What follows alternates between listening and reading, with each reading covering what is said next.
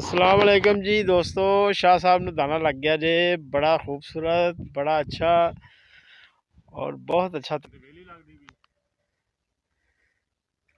शाह साहब की करते पे जी? शाह साहब ने फिर तोड़ लिया जी। अस्सलाम वालेकुम जी, ये शाह साहब को दाना लग गया जी। नीचे भाई नेट मारने लगे हैं।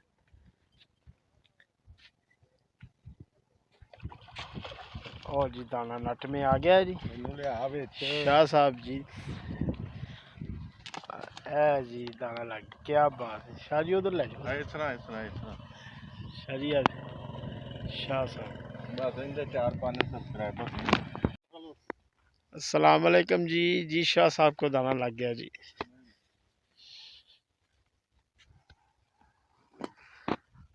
माफ करना जी, शाह साहब का दाना निकल गया।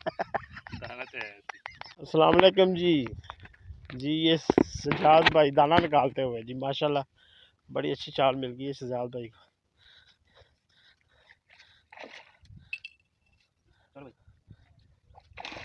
भागना दो, भागना दो।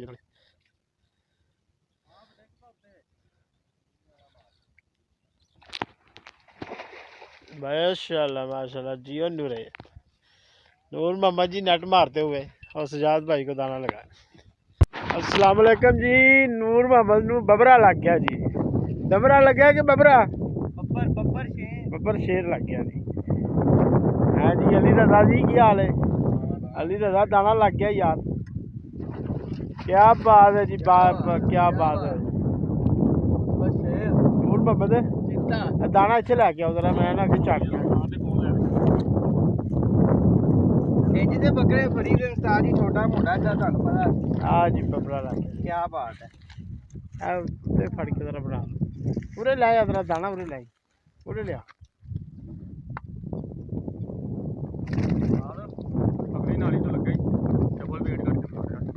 अगे शाह उ टुट भी तो गया मैं, वो छोटा सी किते।